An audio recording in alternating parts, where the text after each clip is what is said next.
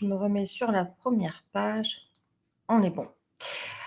Donc, accompagner efficacement les managers et dirigeants en situation sensible. Merci Martine. Voilà, comme ça, vous me confirmez que vous m'entendez bien. Je n'ai même pas à vous le demander. C'est super. Très bien. Bonjour Isabelle.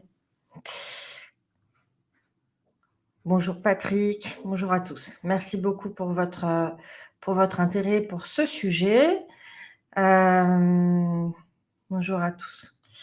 Alors, je vous propose de prendre une toute petite minute pour vous mettre au calme, couper toute source de distraction, parce que comme à mon habitude, j'ai un peu chargé en contenu. Je risque, comme à mon habitude, de parler un peu vite, de donner pas mal de détails. J'y travaille toujours, c'est mon axe de progrès, mais je vous invite à vous mettre au calme, à vous offrir ce moment pleinement pour que vous puissiez en tirer le plus de profit possible.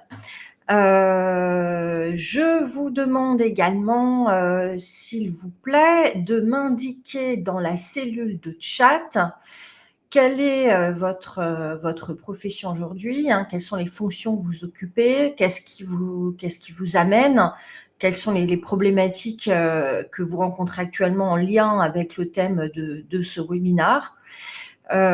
Pour répondre à ces questions, je vous remercie par avance de me faire des phrases les plus complètes possibles. Je vous remercie également dans vos réponses de m'indiquer si toutefois ce n'est pas, vous l'avez pas noté dès le départ, quand vous avez renseigné votre nom, de m'indiquer votre prénom, parce que sinon j'ai qu'un nom de famille, c'est pas très très convivial de vous appeler par votre nom de famille. Donc, en 2 mots, merci d'indiquer votre prénom, votre poste et votre problématique dans le même message, s'il vous plaît. Alors, je vois que j'ai quelques réponses donc de fonctions.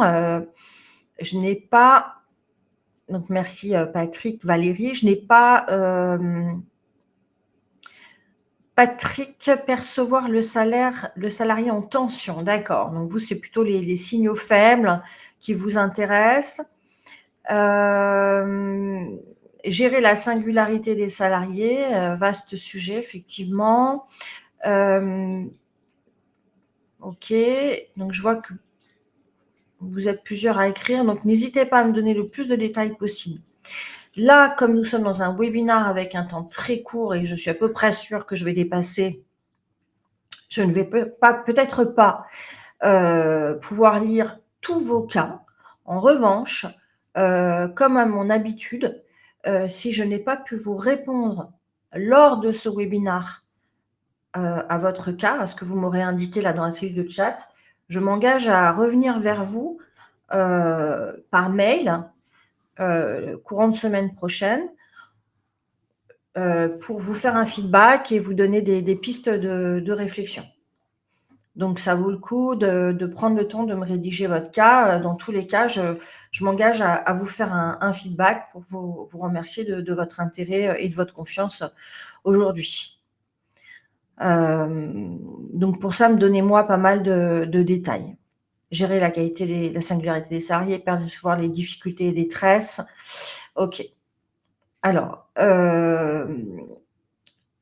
je vais proposer aux personnes qui parmi vous sont en responsabilité sur ces sujets, à savoir essentiellement donc les RH et les dirigeants, je vais vous inviter à prendre d'ores et déjà l'initiative de coincer un créneau dans mon agenda pour discuter de vive voix de votre cas. Pour cela, vous n'avez qu'à cliquer sur le petit bouton orange qui est situé en haut de mon diaporama. Ça va donc vous permettre de réserver un créneau d'1 demi-heure dans mon agenda pour qu'on puisse discuter de ce qui vous préoccupe et que je puisse vous faire un feedback comme ça à chaud sur les premiers éléments, mais que je puisse vous apporter ce retour plus spécifiquement sur le sujet qui vous préoccupe.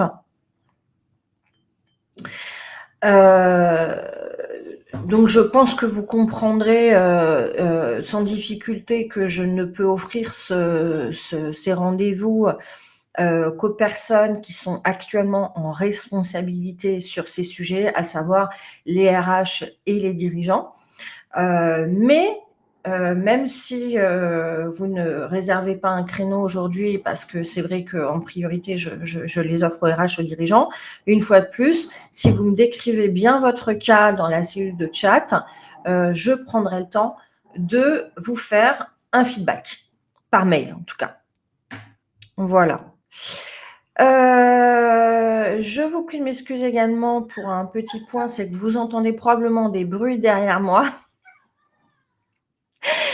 Vous entendez des petits gémissements et des petits grognements et je vous prie de m'en excuser parce que j'ai dû prendre aujourd'hui mes chiens avec moi, mes 2 petits chiens avec moi qui sont derrière et qui font que de se disputer parce que j'ai dû les prendre pour des raisons personnelles et donc ils se chamaillent et ça risque de créer un bruit un peu désagréable et je vous prie de m'en excuser.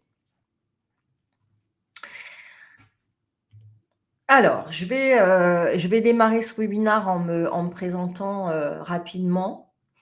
Alors moi, j'ai une première expérience, une première partie de mon parcours dans les RH, une expérience que j'ai acquise sur des fonctions tant opérationnelles que stratégiques.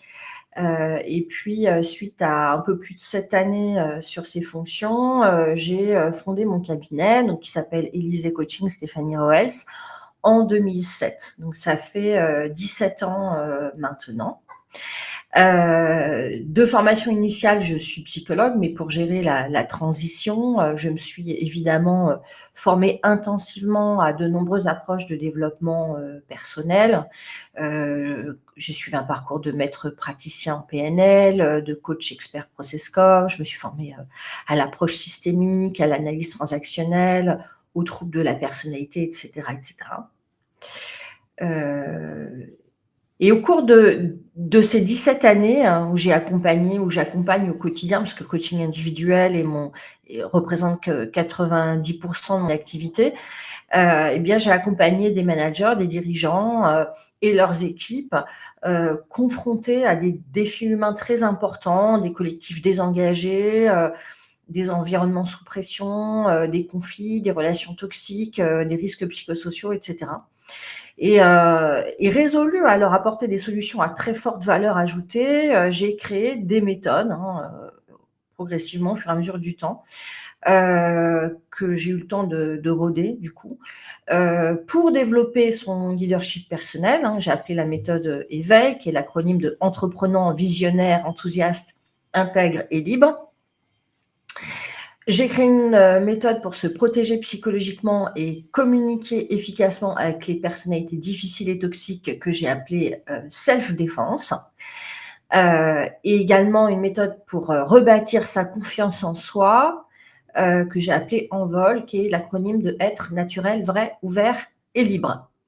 Et enfin, une dernière méthode pour cultiver sa résilience et sa stabilité émotionnelle face aux défis de la vie, que j'ai appelé exécutive force mentale. Sachant que j'accompagne également des personnes dans leur repositionnement professionnel depuis 25 ans maintenant, puisque c'était déjà le cas lorsque j'étais RH. Donc voilà un peu finalement les champs sur lesquels j'interviens essentiellement et ce qui explique pourquoi je m'exprime sur ce sujet aujourd'hui. Je préciserai juste en conclusion que je suis également conférencière et intervenante pour l'école polytechnique et que en termes d'état d'esprit, je dirais, je m'attache à accompagner mes clients avec pragmatisme, humour et cœur. Voilà pour moi. Je passe maintenant au sujet qui vous intéresse. Alors, à tout moment, je vois que plusieurs personnes ont parlé de cas. Je vois que vous avez des cas, hein, vous avez plusieurs cas. Merci beaucoup de bien me préciser effectivement à chaque fois votre prénom et les cas qui vous préoccupent. Je vais vous inviter à réagir au fur et à mesure du webinaire à ce que je dis, si c'est pas clair, si ça vous questionne, si ça vous interpelle. Voilà, l'idée c'est que ce soit quand même interactif. Alors aujourd'hui, on va parler de quoi? On va parler comment on va identifier les situations sensibles, comment on peut appréhender, anticiper les risques. Et puis comment intervenir avec efficacité.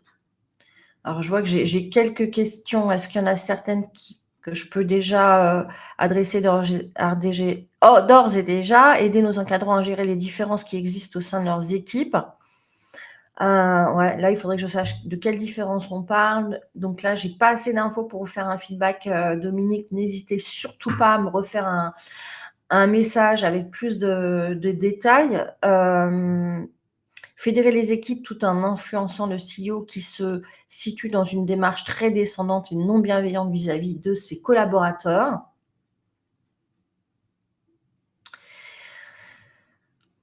D'accord. Savoir quel comportement adopter face à des personnalités difficiles afin de limiter leur impact sur moi et sur le collectif.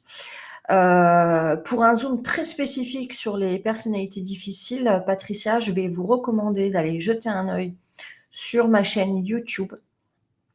Vous trouverez très rapidement ma chaîne YouTube si vous allez sur mon site. Donc là, je vous mets.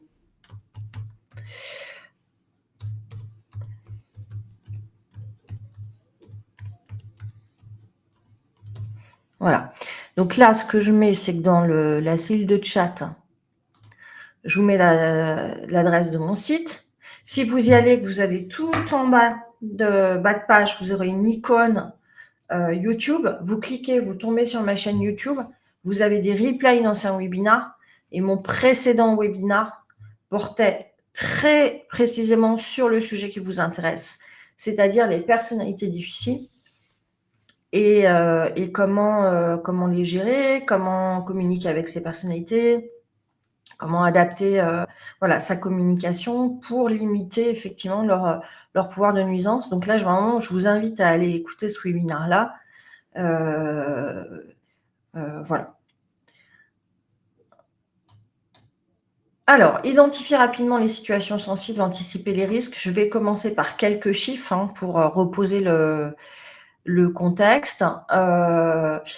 Voilà quelques chiffres qui interpellent. Le taux de burn-out a doublé depuis 2020. C'est quand même extraordinaire. 44% des salariés sont en détresse psychologique et 2/3 des salariés français rencontrent des problèmes de santé mentale liés au travail, entraînant un désengagement professionnel pour plus de 70% d'entre eux. D'après Le Monde, une étude publiée donc en 2024. C'est quand même des chiffres qui sont alarmants. 57% des dirigeants estiment que la gestion des personnalités difficiles est l'un des plus grands défis auxquels ils sont confrontés, avec un impact direct sur leur santé mentale et leur capacité à maintenir leur productivité, d'après une étude du CIPD de 2021. Donc, je ne sais pas pour vous, mais je trouve que là, il y a vraiment urgence à mettre en place des dispositifs préventifs, curatifs, enfin, pour prévenir et gérer ce problème. Alors, je vais définir, préventif essentiel, ouais. Je vais définir qu'est-ce qu'une situation sensible. Une situation sensible, je vous propose ma définition, puisqu'il n'y a pas une définition officielle. C'est une situation qui présente des risques pour le bien-être, la santé mentale, l'engagement et la performance globale de l'organisation. Donc souvent, on me dit, oui, mais situation sensible, finalement, c'est une situation à risque psychosocial. Je dirais que c'est un peu plus large parce que on peut considérer que, par exemple, quand on a une transition une migration vers un nouveau système d'info avec un accompagnement du changement important qui va impacter de façon forte les postes des collaborateurs. Même si on n'est pas déjà en risque psychosocial, on peut considérer que c'est une situation sensible parce que qu'il va falloir accompagner avec une attention particulière pour justement qu'elle ne se transforme pas en risque psychosocial. Principale situation sensible, hein, pour vous donner des exemples concrets, ça peut être des situations de conflit entre collègues ou services, ça peut être des relations jugées toxiques, voire harcelantes. Donc vous voyez, ça inclut les risques psychosociaux, les situations sensibles. Ça peut être une situation de pression élevée due à de forts enjeux, un peu comme je l'évoquais il y a un instant. Ça peut être une collaboration avec des personnalités ressenties comme difficiles. Ça peut être une mobilité subie, donc là on va être au niveau d'un individu. Lorsque, par exemple, j'ai eu plusieurs cas récemment, une personne, on considère qu'elle ne peut plus tenir ses fonctions, quelle qu'en soit la raison, et on doit l'accompagner en interne, et que c'est une situation qu'elle subit, qu'elle n'a pas choisie, qu'elle vit difficilement. On est aussi dans une situation sensible, parce qu'il faut accompagner un individu dans un au positionnement et dans une résilience, voilà. Changement, réorganisation, nouvelle direction, nouveau système d'info, donc ça c'est ce que j'ai évoqué effectivement plus typiquement tout à l'heure. Et par exemple, retour après un burn-out, il y a des gens qui sont juste avant le burn-out, évidemment c'est des situations très sensibles, à risque psychosocial, clairement avéré, mais il y a aussi le retour après un burn-out, il y a des gens qui reviennent et qui sont fragilisés, donc c'est intéressant aussi de pouvoir les accompagner. Alors, quels sont les principaux risques que présentent ces situations? Là, évidemment, c'est pour vous donner quelque chose un peu schématique qui peut pas parcourir l'ensemble des situations, mais on peut noter que les risques sont un impact sur la qualité de vie au travail, le bien-être, voire la santé mentale, l'absentéisme, le turnover, la perte de talent, la dégradation du climat social, contentieux juridique, perte de confiance et de cohésion dans les équipes, désengagement voire souffrance des équipes, et dégradation de la réputation du service en interne, et je dirais également de l'entreprise à l'externe. Alors, les signaux d'alerte. Vous avez déjà des signaux émotionnels. Par exemple, stress, anxiété, irritabilité, perte de confiance en soi, baisse de motivation. Donc ça, c'est en s'entretenant avec les personnes et en leur demandant très directement comment elles se sentent en ce moment, que vous pourrez avoir l'info. Ça va sans dire et ça va mieux en le disant.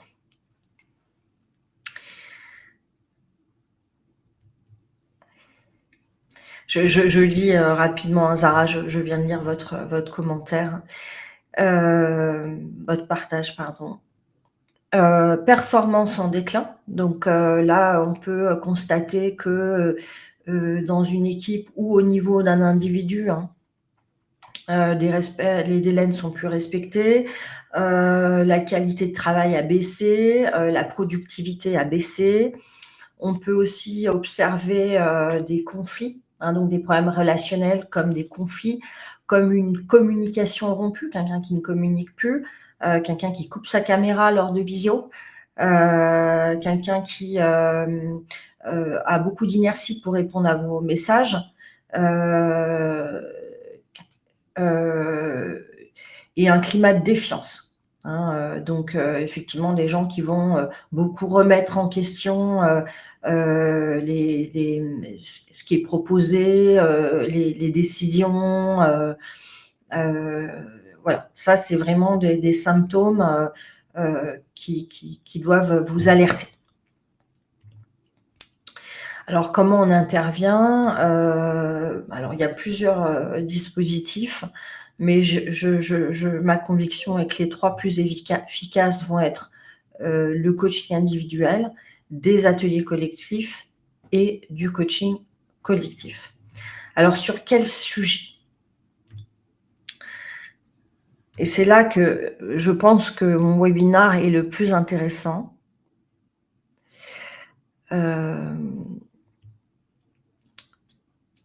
Premièrement, le leadership personnel. Vous aurez des cas où clairement le manager a perdu pied, a perdu la main, ne sait pas comment s'y prendre, a perdu confiance en lui. Vous aurez aussi des cas où le manager est lui-même perçu comme une personnalité difficile, voire toxique. Donc bon, évidemment, il y a un panel de cas très important, mais ça peut évidemment avoir tout son sens d'accompagner le manager dans le développement de son leadership personnel. Qu'est-ce que j'appelle le leadership personnel? C'est plutôt un travail sur l'état d'esprit, sur la posture, sur l'intention, que sur la technique à proprement parler. Bien sûr, il faut de l'acquisition de savoir-faire relationnel, mais ce qui amènera le plus de good vibes, le plus de changements, c'est vraiment un travail sur l'état d'esprit et la posture. Et malheureusement, dans beaucoup de formations en leadership management, on est plutôt sur de la méthodo, et la méthodo sans l'état d'esprit, ça ne marche pas. Un autre point très intéressant, c'est de travailler sur la protection psychologique et la gestion des émotions. Alors, qu'est-ce que c'est la protection psychologique?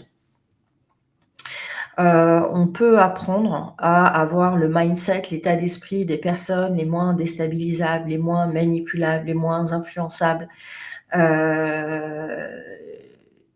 Ça s'apprend, hein, comme je vous le disais tout à l'heure, moi j'ai énormément travaillé sur ces sujets-là et j'ai conçu un programme que j'ai appelé Self-Défense qui est en 2 volets. Il y a le volet préparation mentale et préparation comportementale, et je pense qu'il est clé et hyper important d'aider les cadres, managers, dirigeants et pourquoi pas les autres naturellement, mais à être surtout le responsable, l'acteur de sa protection psychologique, de sa santé mentale, de son estime de soi, de son assertivité, voilà. Il y a beaucoup de sujets derrière cette notion de protection psychologique, puisque juste pour vous donner un exemple, dans mon programme, il y a 14 clés à acquérir pour avoir vraiment un mindset très protecteur, qui permet de préserver sa hauteur de vue, sa sérénité, son discernement, son esprit critique. N'hésitez pas à poser des questions, si je dis quoi que ce soit qui vous interpelle ou qui n'est pas tout à fait clair. Un autre axe qui est très, très intéressant à apporter aux équipes, c'est la communication avec donc les personnalités difficiles et toxiques, et la gestion des conflits. Il faut savoir qu'il y a des situations qui sont des conflits, il y a des situations qui ne sont pas des conflits. Quand vous êtes dans des situations de relations toxiques avec une dimension manipulatrice, voire dans les cas les plus graves avec une dimension perverse, on n'est pas dans un conflit.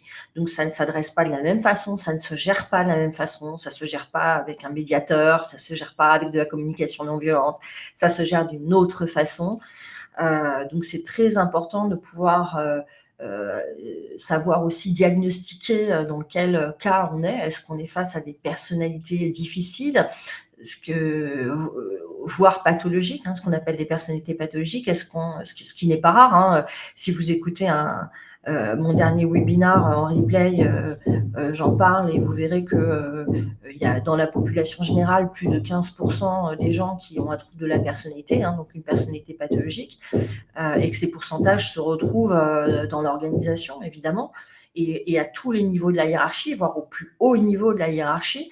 Il y a certaines personnalités difficiles, certains troubles de la personnalité, comme les personnalités narcissiques, les personnalités psychopathiques, les personnalités paranoïaques, les personnalités obsessionnelles, qui sont des personnalités que vous allez retrouver à tous les niveaux de la hiérarchie, voire qui vont être davantage représentées au plus haut niveau de la hiérarchie qu'au plus bas. Donc, je digresse pas davantage, mais en tout cas, avoir des grilles de lecture pour comprendre dans quelle situation on est. Est-ce que je suis face à une personnalité manipulatrice, toxique, juste face à quelqu'un qui est sous stress? Est-ce que je suis face à un conflit? Est-ce que je suis face à quelqu'un qui... voilà, dans quel cas je me situe et comment j'adapte ma communication pour neutraliser les effets de bord, les effets délétères et optimiser mon efficacité. C'est très intéressant d'acquérir ces compétences-là. Bien sûr, le travail sur la confiance en soi, les situations sensibles qui vous mettent à mal, qui vous mettent au défi, qui font que vous vous sentez démuni ou peuvent altérer la confiance en soi, le sentiment de légitimité, et cela de façon très profonde et très durable lorsque les situations durent. Donc c'est pour ça que plus on s'y prend tôt, mieux c'est. En général, quand on se rend compte qu'on a perdu confiance en soi, c'est qu'on a déjà perdu bien plus que ce qu'on imagine. Donc c'est bien anticipé. Donc on peut effectivement travailler sur la confiance en soi.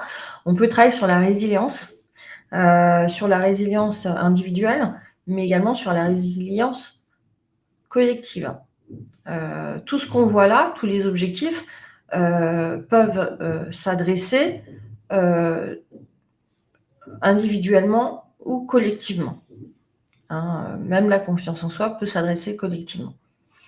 Donc voilà, cultiver sa résilience pour faire en sorte qu'une situation sensible, difficile, soit au final une opportunité de croissance personnelle et collective. Alors, je vais vous parler maintenant d'une illustration, d'un cas client pour vous donner un exemple de comment vous pouvez envisager d'aborder les situations que vous rencontrez. Alors, c'est des qu'un cas, évidemment, les cas sont tous différents, ils sont tous uniques.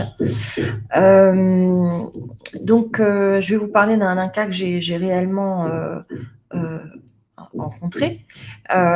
Ma cliente Laurence, évidemment les prénoms ont été modifiés, et donc directrice du talent management dans une grande entreprise de services publics.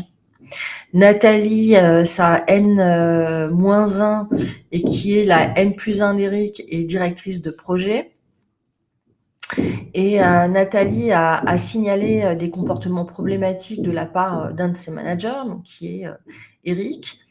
Et Eric est décrit comme une personnalité rigide, colérique, manquant d'écoute, tatillonne et contrôlante. Les 5 membres de l'équipe d'Eric montrent des symptômes de souffrance psychologique. Donc évidemment, la finalité de la prestation, c'est de permettre à l'ensemble de ces personnes, donc les N-1, Eric, Nathalie, de retrouver bien-être et efficacité. Alors, dans une première étape, ce qui est important, c'est de comprendre ce qui se passe. Ça paraît évident, mais je vous assure que parfois, on va peut-être trop vite vouloir mettre en place des solutions sans savoir ce qui s'est joué dans la situation. Donc, on comprendra jamais tout. C'est très complexe, les relations interpersonnelles, la personnalité, c'est très complexe. Donc, on ne peut pas tout comprendre, mais au moins faire une première démarche de diagnostic. Ma cliente Laurence et moi-même, nous sommes entretenus avec les N-1, puis avec Nathalie, puis avec Eric.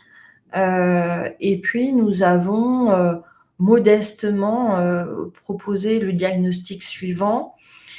On n'est pas dans les grosses enquêtes RPS là, hein. Ce dont je vous parle et le cas dont je vous parle, l'idée c'était d'intervenir très rapidement, très efficacement et dans un état d'esprit très curatif, soignant, accompagnant, soutenant, j'ai envie de dire good vibes, entre guillemets.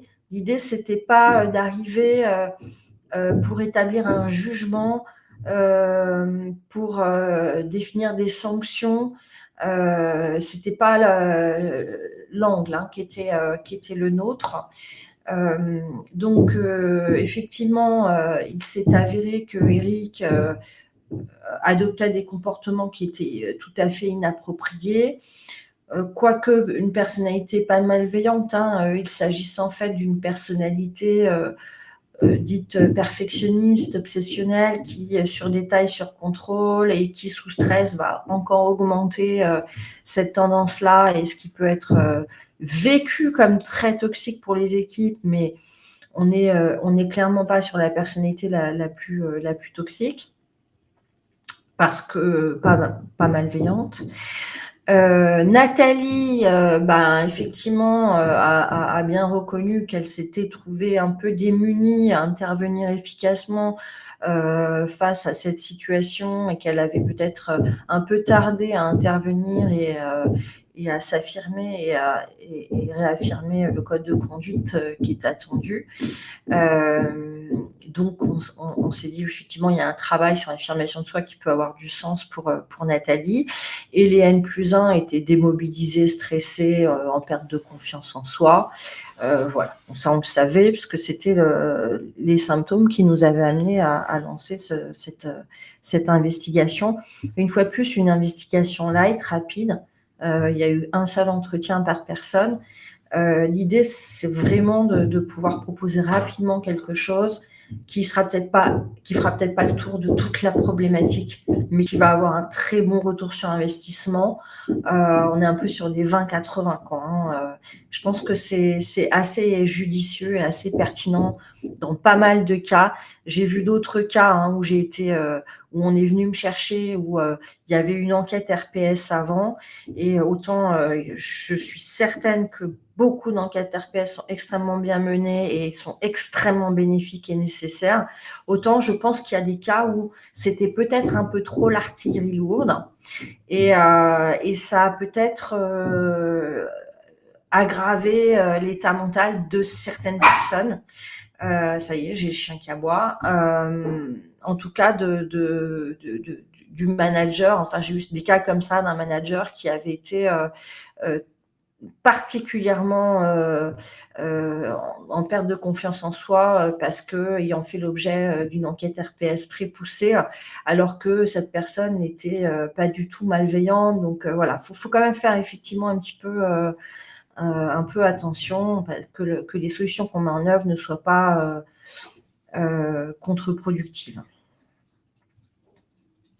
Enfin, je pense que vous m'aurez compris. Alors, l'intervention.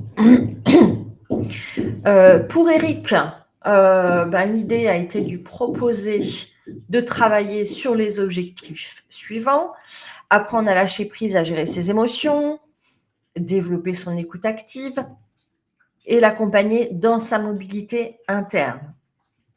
Donc, j'ai proposé une formation individuelle de 6 modules d'1h30, chacun réparti sur 2 mois, et un accompagnement en in-placement. Là, je profite de ce cas pour vous préciser quelque chose. Ce qui est très, très important, c'est d'être très juste dans la proposition que l'on fait. Vous voyez, dans le cas de ce monsieur, on est sur une personnalité que j'ai appelée perfectionniste, on va dire que ça correspond à un trouble de la personnalité obsessionnelle. Ce sont des gens qui sont très rigides, très attachés aux détails, aux méthodes, aux règles, et qui s'adaptent peu, voire pas, à la marge. Ces gens-là ont donc, comme je viens de l'évoquer, une faible capacité d'adaptation. C'est pas qu'ils sont pas capables de se remettre en question, c'est qu'ils sont assez peu aptes à modifier leur fonctionnement qui est assez rigidifié. Ces gens-là, vous les amenez en coaching, vous risquez de perdre votre temps et votre argent et vous risquez de fragiliser l'individu en le faisant perdre de sa confiance en lui parce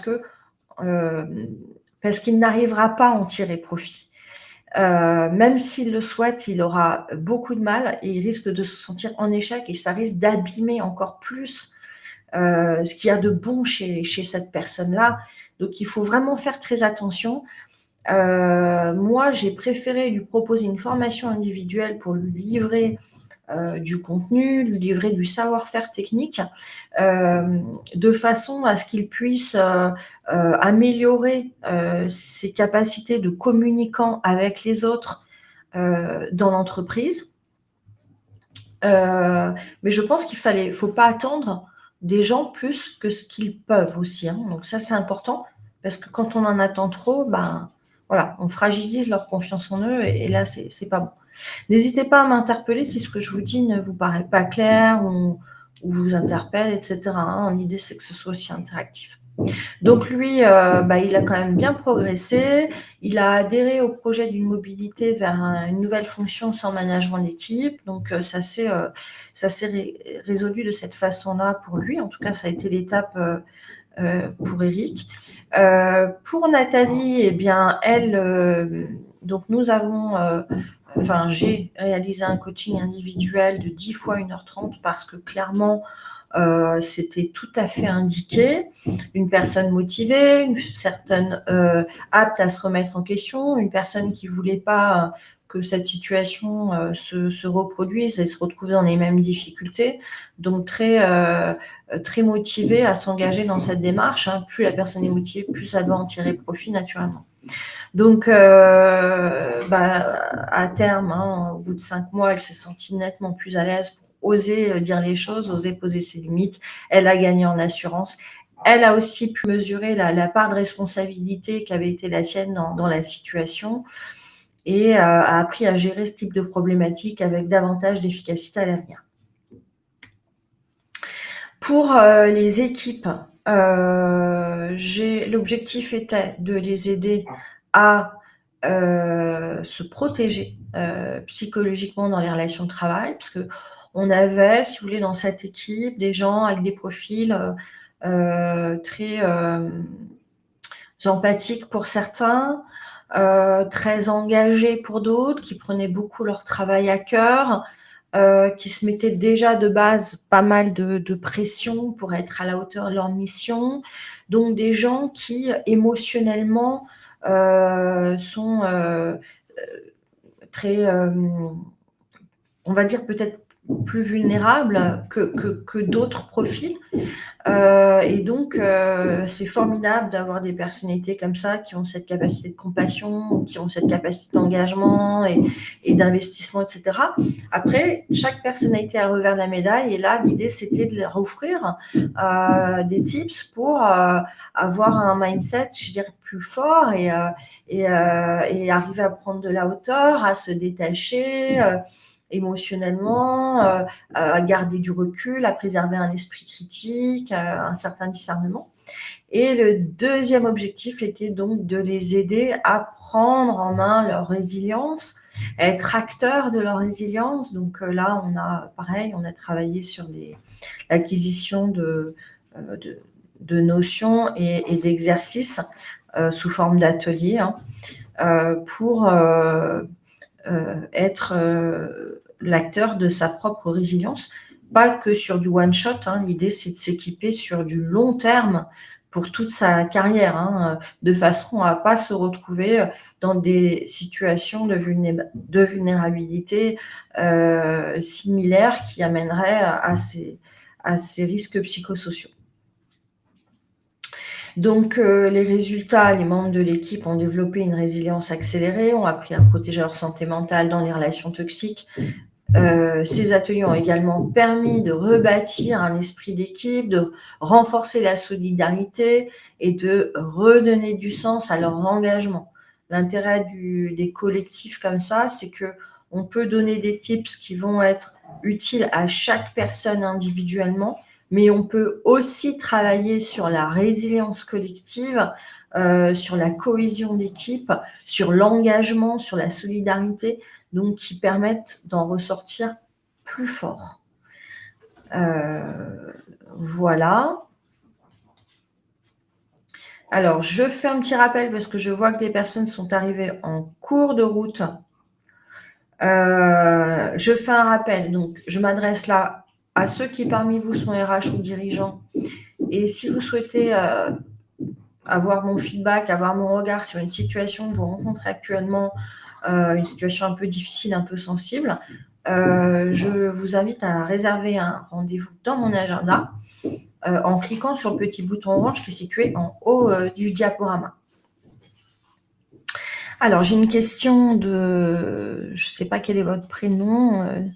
Tilleul, Vassens. J'espère que Vassen. J'espère que j'écorche pas votre prénom.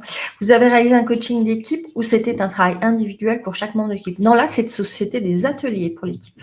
Stéphanie, bah voilà, pardon. C'était des ateliers. Il y avait 5 personnes dans cette équipe. Et donc, vous voyez, comme je le notais là, tac, nous avons fait 5 ateliers de 2 heures répartis sur 3 mois. Voilà.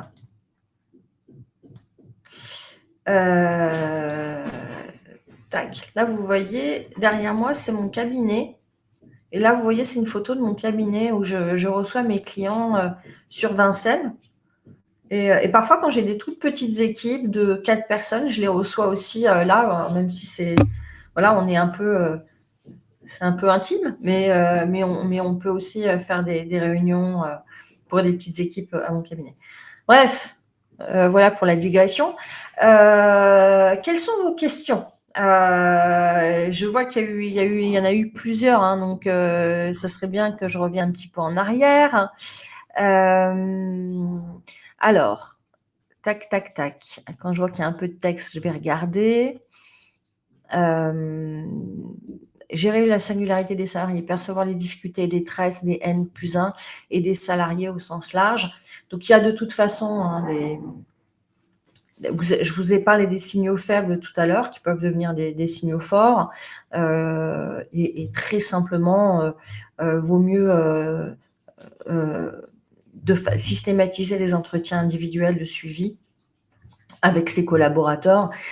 Souvent, je conseille à mes clients de faire une part de l'entretien individuel qui est réservé au contenu du travail, je dirais, mais de réserver toujours une part de l'entretien individuel de suivi à échanger, à méta-communiquer, hein, c'est-à-dire à communiquer sur la communication, c'est-à-dire à échanger sur comment se passe la relation. Comment je me sens, qu'est-ce que moi j'attends de toi en tant que manager, qu'est-ce que toi en tant que manager t'attends de moi, qu'est-ce qui pourrait améliorer notre façon de travailler ensemble. C'est hyper important pour prévenir les non-dits et intervenir en amont. Ça, c'est vraiment clé. Martine, coach consultante, je les accompagne dans leur évolution. Je rencontre le désengagement et l'incertitude des managers dans le monde actuel, oui. Il y a une vraie problématique, on l'a évoqué, je vous ai donné des chiffres. Hein. C'est un vrai sujet, le désengagement. Sans vouloir stigmatiser personne, les plus jeunes se désengagent plus rapidement que les plus vieux.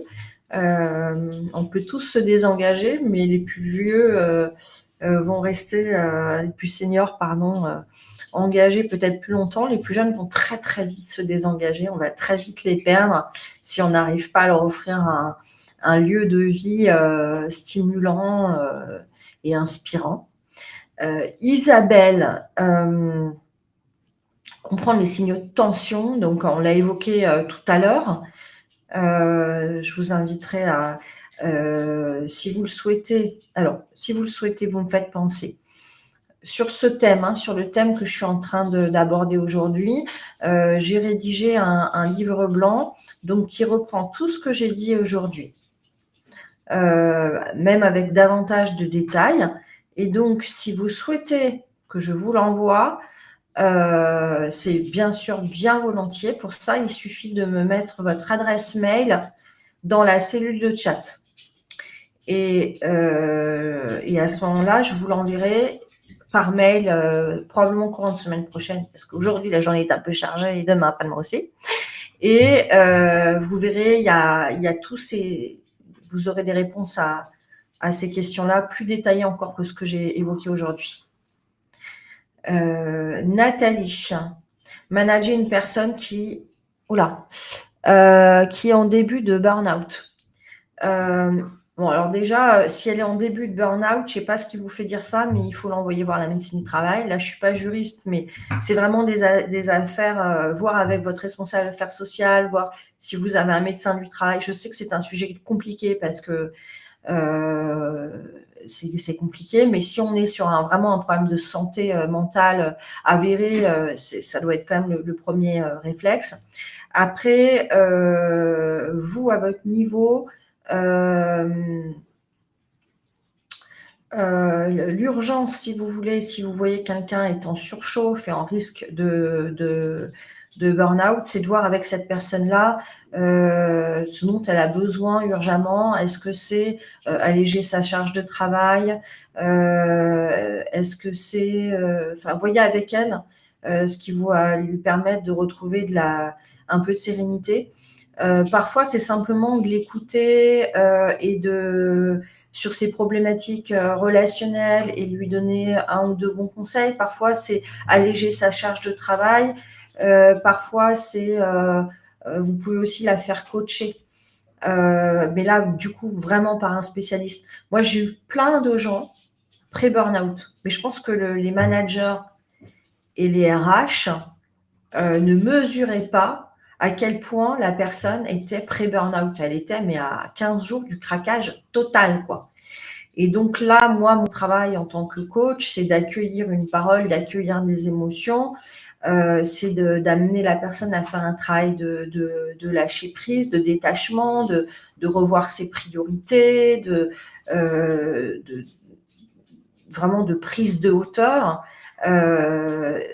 notamment. On travaille notamment sur ces sujets-là qui sont les plus urgents à adresser quand on est à deux doigts du burn-out.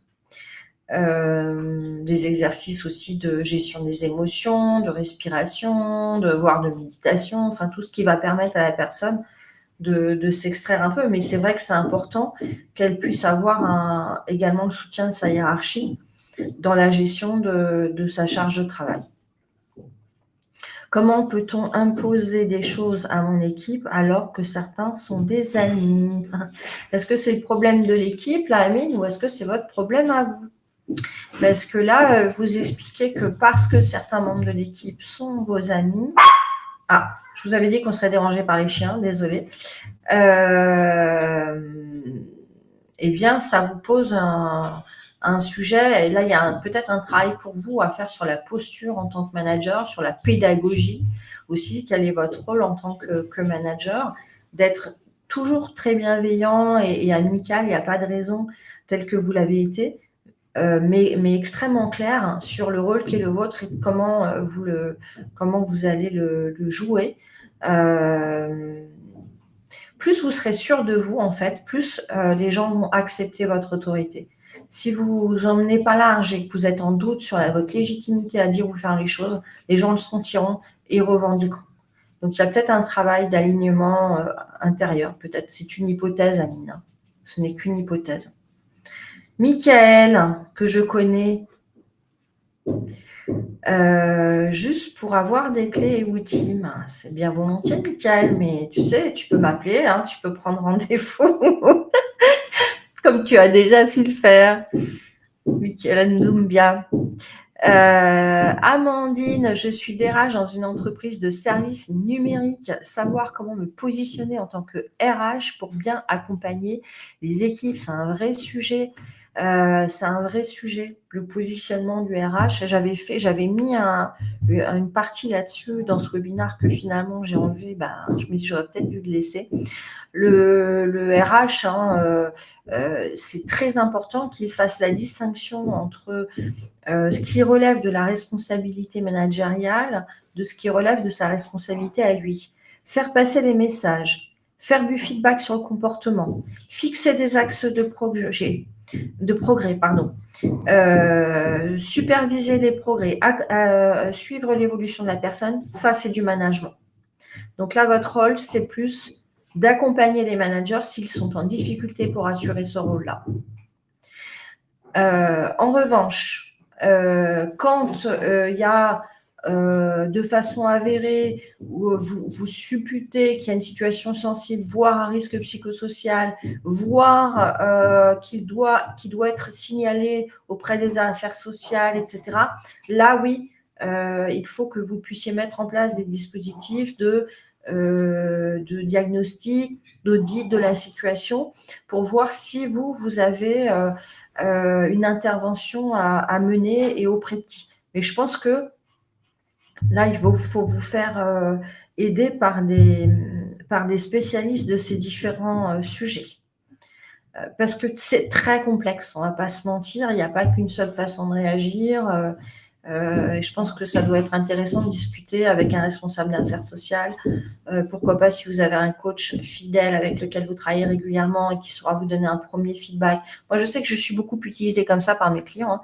Il y a des clients qui m'appellent, on se prend une demi-heure, on parle de la situation.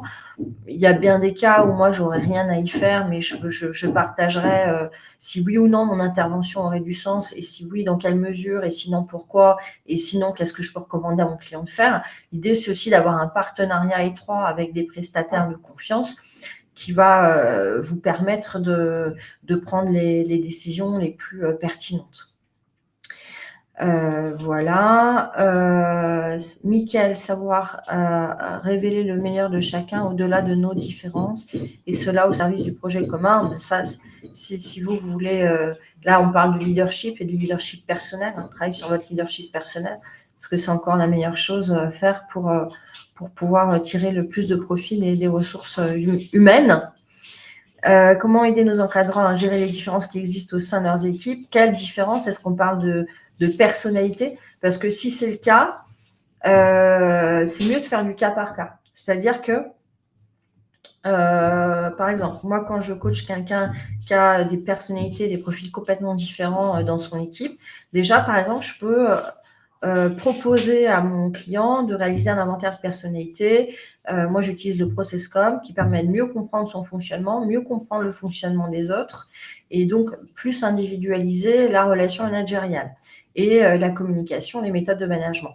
Ça, c'est une première chose. Après, l'idée, c'est, en général, dans une équipe, tout le monde ne pose pas problème. Hein. Il y a quelques individus sur lesquels il faut peut-être davantage se concentrer. Et là, le travail que vous pouvez faire, c'est de permettre à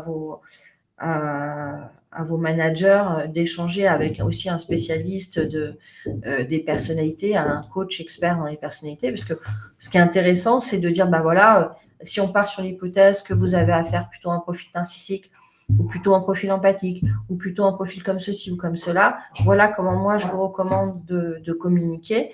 Ça peut donner vraiment des conseils très concrets, très opérationnels, des stratégies de communication qui permettront d'améliorer la relation. Mais la première chose que doivent apprendre à faire vos managers, c'est de poser directement la question aux gens. Parce que la vraie réponse, elle est souvent dans la tête des gens. Les gens sauront vous dire comment ils souhaitent être managés et comment ça sera plus efficace pour eux. Donc l'un ne remplace pas l'autre, mais les deux pourront être tout à fait pertinents et intéressants. Je ne sais pas du tout si j'ai pu vous apporter un éclairage intéressant, Dominique. N'hésitez pas à me relancer si ce n'est pas le cas. Frédéric, vous avez raison de me relancer. Fédérer les équipes tout en influençant. CEO qui se situe dans une démarche très descendante et non bienveillante vis-à-vis de ses collaborateurs. Alors, c'est toujours difficile de faire un feedback à sa hiérarchie et l'inviter à se remettre en question. En revanche, faites un feedback sur des données qui sont extrêmement factuelles et sur les conséquences que ces faits ont sur les équipes et sur la performance de l'organisation. Avec un bon savoir-faire politique qui va bien, parce que sinon, ça ne va pas passer. Et puis, pourquoi pas recommander à votre DG un coaching, hein, parce que là, vous avez quand même une influence qui est faible vis-à-vis de votre propre hiérarchie, Frédéric. Vous ne pouvez pas faire grand-chose. Ça dépend aussi du niveau de proximité et de confiance que vous avez avec cette personne-là.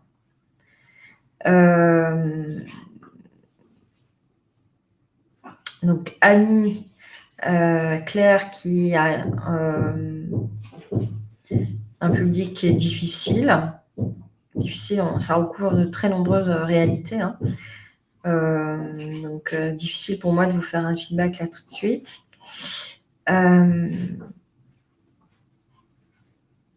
Il y a beaucoup de questions. Si je tire un peu sur la corde, il me reste 5 minutes maximum. Je vais quand même regarder. Donc Zara, directeur adjoint de restauration arrêt maladie suite à un accident du travail, agression physique sur mon lieu de travail par des clients, absence de soutien de la part de mes employeurs. Là, il y a probablement un bon gros travail de résilience, de reprise de confiance pour vous, Zara, parce que vous semblez avoir vécu des situations extrêmement difficiles qui sont parfois plus traumatiques qu'on ne veut bien le reconnaître. Donc, pas prendre à la légère. Mariam, avant d'arriver à une situation de burn-out, est-ce que les employés expriment un besoin ou un intérêt pour des initiatives visant à améliorer le bien-être physique, comme des exercices de coaching, etc. Non, pas forcément. Parce que quand les gens sont à 2 doigts du burn-out, ils sont tellement le nez dans le guidon, ils sont tellement dans leur sujet, ils sont tellement dans leur ce qu'on appelle le scénario tant que, je peux pas m'arrêter tant que, je peux pas m'arrêter tant que pour eux, leur bien-être, c'est pas du tout un sujet, en fait. Et c'est bien ça qui va d'ailleurs provoquer le burn-out. C'est que leur bien-être, leur sérénité, même leur joie, leur enthousiasme, leur qualité de vie n'est plus un sujet. Parce que d'abord, ils ont des choses à faire. Parce que d'abord, il faut être à la hauteur de sa mission. Parce que d'abord, il faut aller au bout de ceci, au bout de cela. Donc, c'est justement le problème, c'est qu'ils n'ont pas suffisamment eu cette demande. Donc, c'est pour ça qu'il faut pousser des solutions dont ils sauront s'emparer, mais ça viendra pas d'eux-mêmes en général. Voilà. Alors, Will, après votre intervention, comment faites-vous pour que le manager qui vous a demandé d'intervenir conserve sa crédibilité managériale? En l'occurrence, si on parle du cas que j'ai évoqué, il n'est plus manager, hein, parce qu'il était chargé de mission, il va intervenir sur des sujets techniques, enfin plus d'expertise, donc ça n'a pas posé problème. Mais on ne peut pas toujours préserver la crédibilité managériale. Le point de mire, c'est déjà que l'ensemble des personnes qui ont été concernées par une situation sensible retrouvent bien-être et efficacité.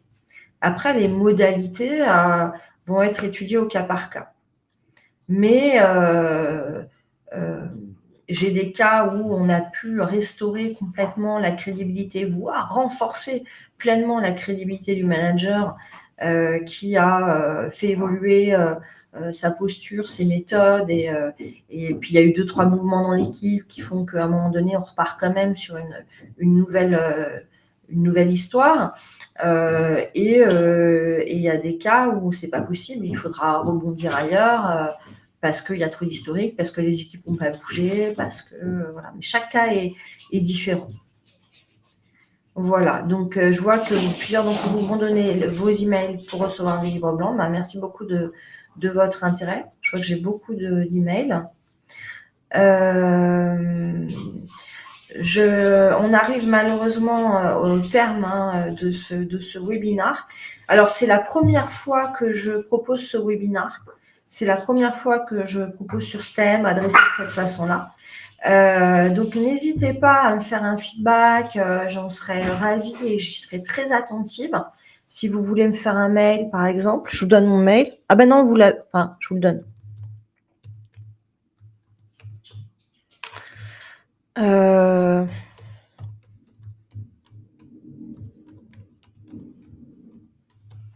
Voilà. Voilà, je vous donne mon mail. Et pour celles et ceux qui veulent bien, je serai très attentive à votre feedback, savoir ce qui vous a paru intéressant, moins intéressant, ce que vous me recommanderiez d'améliorer, puisque je vais normalement le proposer de nouveau pendant les prochains mois. Donc, comme vous êtes les premiers à l'avoir écouté, voilà, je serai très attentive à vos retours. Merci beaucoup pour votre présence jusqu'au bout. Je vois que j'ai perdu très peu de monde en route, donc je suis contente. Et je vous souhaite le meilleur. Merci à tous. Bon après-midi. Au revoir.